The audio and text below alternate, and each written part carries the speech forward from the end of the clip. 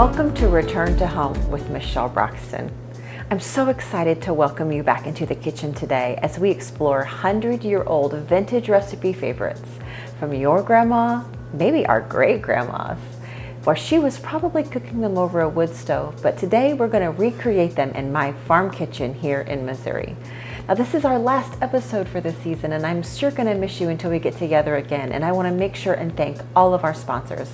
I'd love to thank the Missouri Department of Agriculture Missouri Grown Program, St. James Winery, Fine Linen Drama, Missouri Science and Technology Summer Camp Program, Dogwood Canyon, Wonders of Wildlife, Madigan's, and Little Bear Honey. Let's get cooking.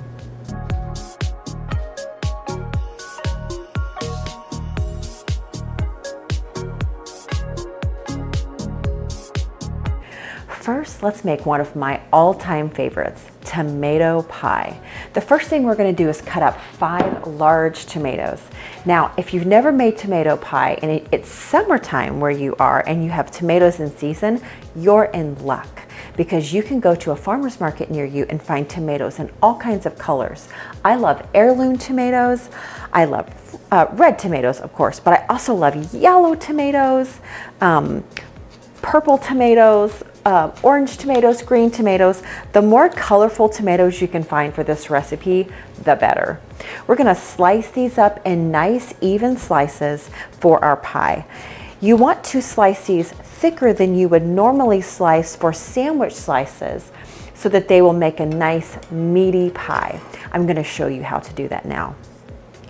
We'll just start at one end and go down just like that. We're going to slice 5 tomatoes and then we'll slice our green onions.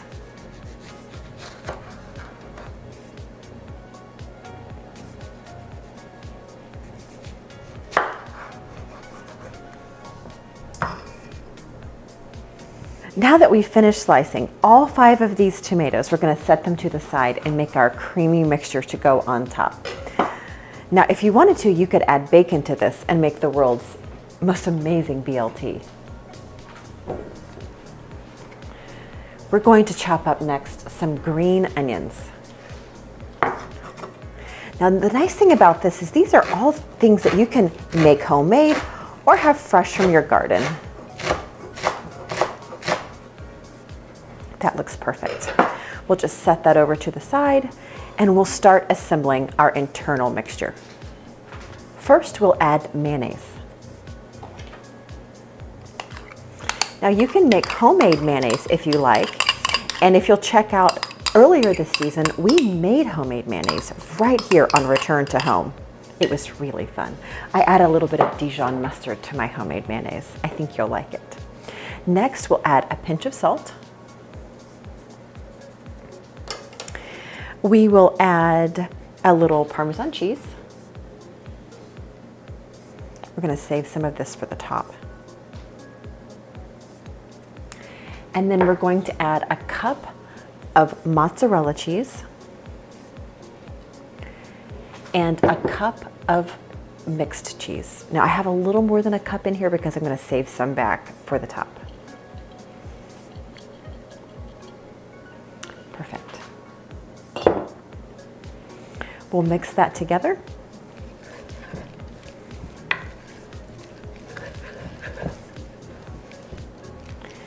And I'm also going to add some pepper to this. I like a little black pepper.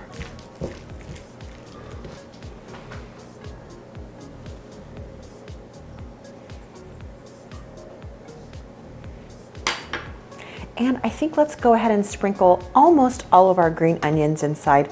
We're going to leave a few for the top for garnish. They're really nice when they're inside your pie and they get soft and yummy. Now, what'll happen is we will put the pie crust down first, then we'll layer our tomatoes, and then we'll lay this on top as a topping, sprinkle a little cheese, and then as it melts in the oven, all of this will drip down into your tomatoes and make the most wonderful supper pie you've had in a long time. This is going to be so yummy. Next, we'll assemble our pie.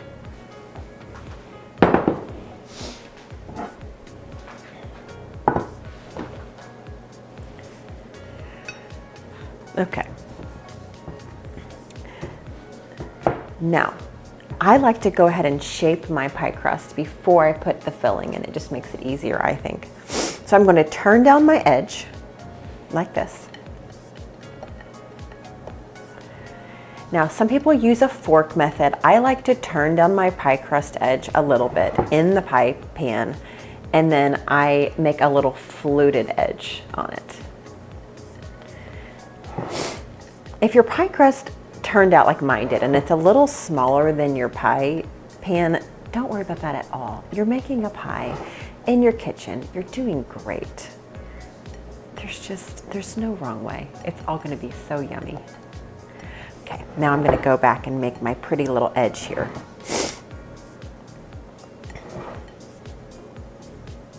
This is how my mom did it, and I'm sure it's how her mom did it. It's just the way our family makes a pie edge. It's very therapeutic. Now let's start layering in our tomatoes. Now you can layer in as many or as few tomatoes as you'd like. Since my pie crust turned out a little small, I may go back and make 2 pies. My family will be super happy we have 2 tomato pies for supper tonight.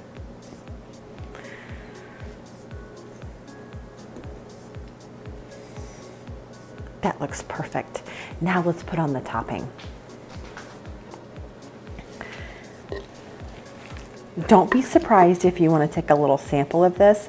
It's completely cooked, so it's completely fine if you'd like to do that. There's different ways you can do this. I've found that I like the way it looks best if I just start with kind of a blob in the middle.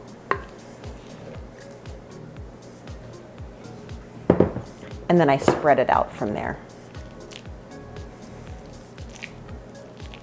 You can do it however you'd like. I've tried it several different ways.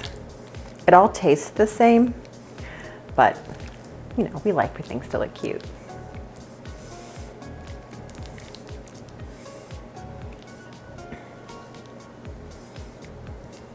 Perfect. Now, what I do next is I add a little extra Parmesan around the edge.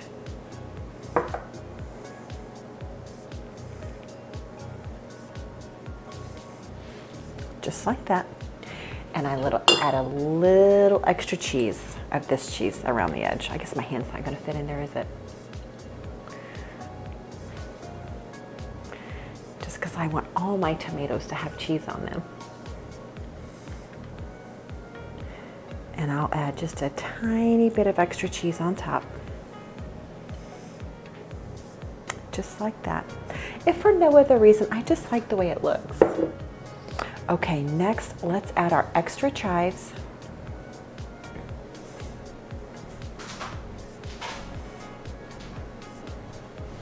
Just like that. And we are ready to put this in the oven for about 35 minutes until it's nice and golden brown and bubbly. I'll see you right back here in just a few minutes to make our homemade salted caramel for ice cream for dessert. I am so excited to make salted caramel today with y'all. Let's start by caramelizing our sugar. Now this whole process will take about 6 minutes. You want to do this in a heavy pan like our Lodge cast iron. I would not do this in a non-stick pan. Over medium-high heat, pour in your granulated sugar. And we're going to use a wooden spoon. The first thing you'll notice is your sugar will start to form clumps. That's fine. We're waiting for it to turn into a liquid. If you've never done this process before, you're in for a real treat.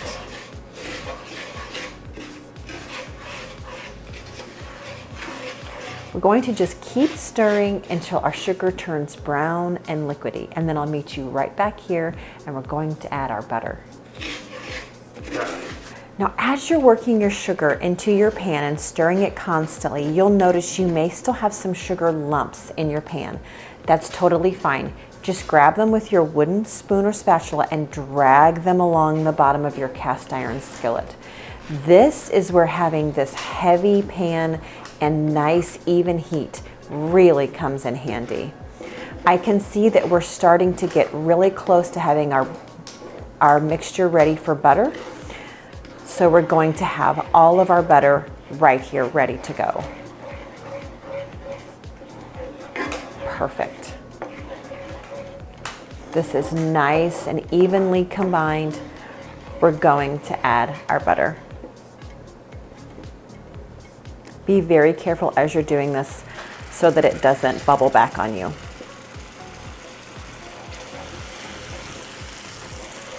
During this process, you will think that you have completely ruined your caramel. You haven't. Just keep stirring. It's just like gravy. Just keep stirring.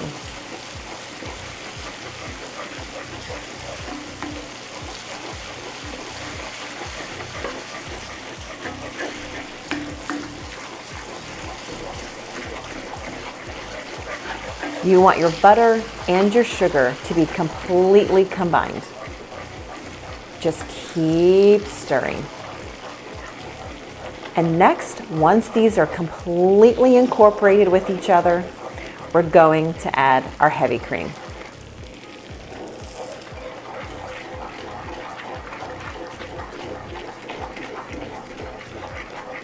Be really careful with this mixture because it is extremely hot.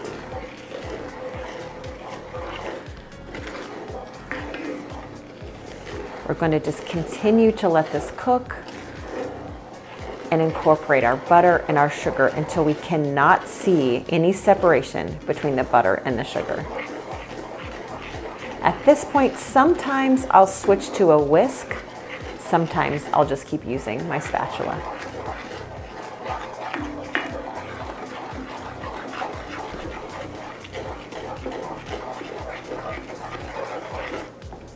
We're getting really close now.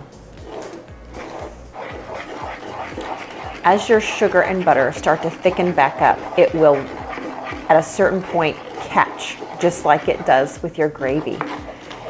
And it will really start to grab a hold of your butter. And that's when you'll know it's almost time to add in your heavy cream.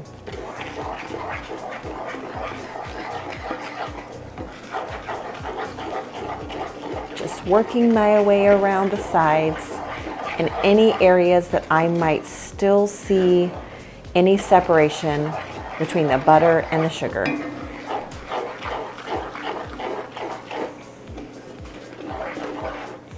You know, when we're making our food, I often ask you to go ahead and add the salt while something is cooking. But when we're making caramel, we add the salt at the end.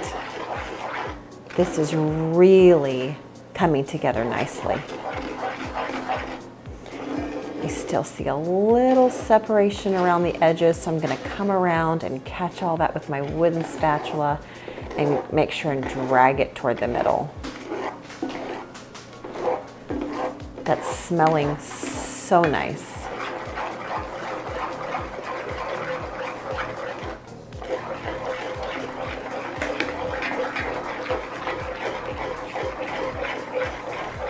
At this point, you'll see that this is really starting to look like the caramel that you recognize.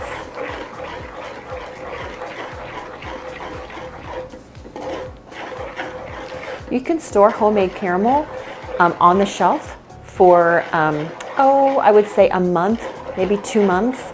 You can store it in your refrigerator for up to 6 months.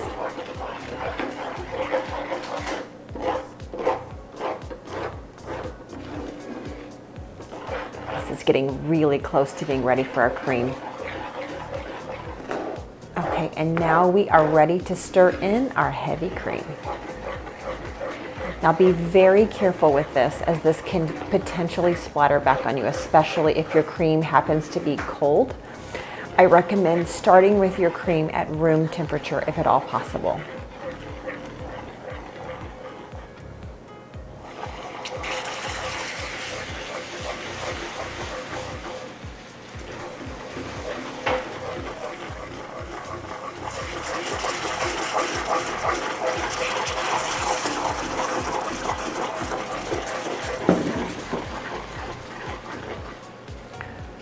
Move your hand back on your wooden spatula if you need to, and we're going to just keep stirring until all of the air bubbles are worked out. And this looks like the smooth caramel that we're used to seeing. As it settles, the air bubbles will naturally work themselves out as well. But we're going to try to get as many as we can out in the process.